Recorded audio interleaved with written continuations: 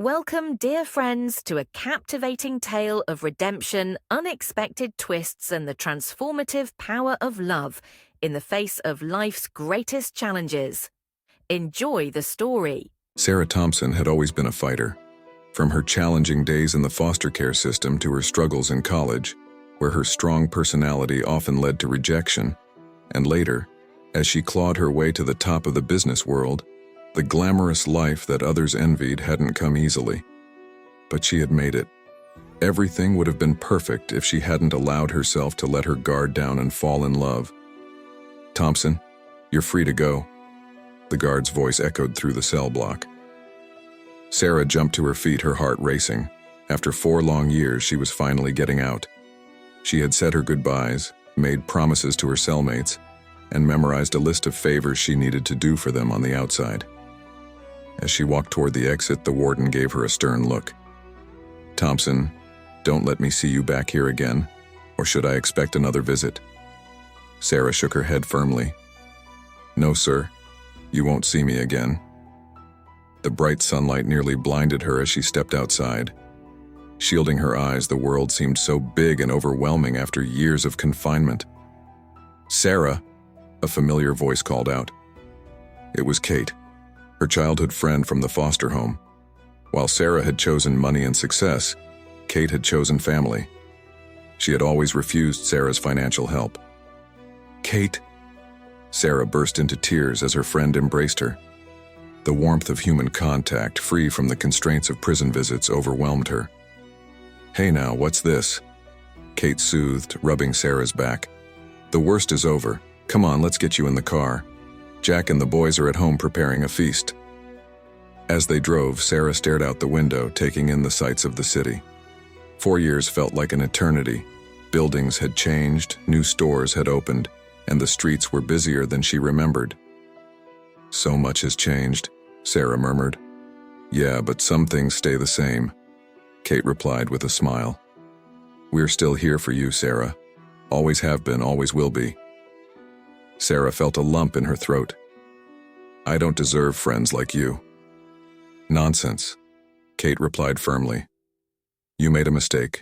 You paid for it. And now it's time to rebuild your life." Kate's twin boys, Sarah's godsons, rushed to greet her the moment she stepped through the door. "Aunt Sarah," they chorused, nearly knocking her over with their hugs. Tears welled up in Sarah's eyes as she hugged them tightly.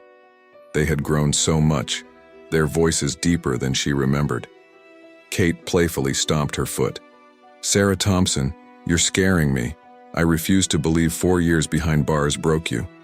Sarah hugged the boys closer, trying to smile. "I'm okay, really, it's just overwhelming."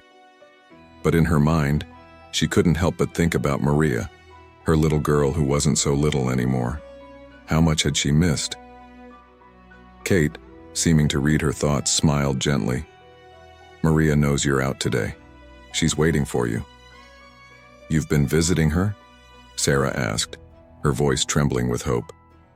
"Of course," Kate replied as if it were the most natural thing in the world. "Did you really think we'd do anything else? She's family." 2 hours later, freshly showered and dressed in clothes that made her feel human again, Sarah stood outside the foster home where Maria lived. Her heart pounded as she walked up the path to the door. Then, there she was, Maria, no longer the little girl Sarah remembered, but a young teenager with Sarah's eyes and smile. "Mom!" Maria cried, throwing herself into Sarah's arms. Sarah held her daughter tight, breathing in the scent of her hair and feeling the warmth of her embrace. "Oh, my baby," she whispered. "I've missed you so much." "Mom, when are you going to take me away from here?" Maria asked, her voice muffled against Sarah's shoulder. Sarah's heart broke at the plea in her daughter's voice. "Soon, my sunshine," she promised, stroking Maria's hair. "I'm going to talk to the director right now.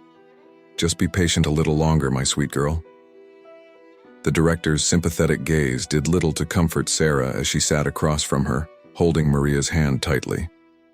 "Mrs. Thompson," the director began, her voice gentle but firm, "do you really think I enjoy keeping children in foster care when they have living parents? But I don't want you to face disappointment. Your assets are still frozen and it's unclear if you'll get them back. Without a job, no one will give you custody of your child. But the attempt will be noted. Sarah felt as if she'd been punched in the gut. But she's my daughter. I've served my time, isn't that enough? The director shook her head. I'm sorry, Mrs. Thompson. The system is designed to protect children. We need to ensure you can provide a stable home for Maria. Get a job, show that you're rehabilitated, and we can revisit this conversation. As they left the office, Maria clung to Sarah. You'll come back for me, right, Mom? You won't forget about me?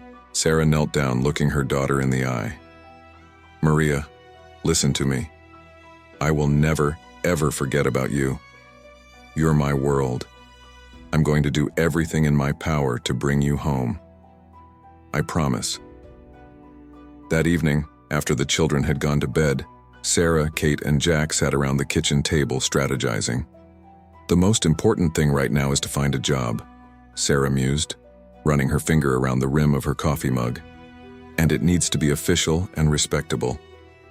Jack scratched his forehead thoughtfully. You know, I saw a notice at our bank. They're looking for a janitor. It's not glamorous, but it's a job. Sarah shook her head doubtfully. It's a bank, though, with my record. Don't worry, Jack reassured her. The owner's a decent guy. I don't think he'll object. And let's face it, Sarah, you can't be picky right now. Sarah nodded, knowing he was right. Okay, I'll give it a shot, thanks, Jack.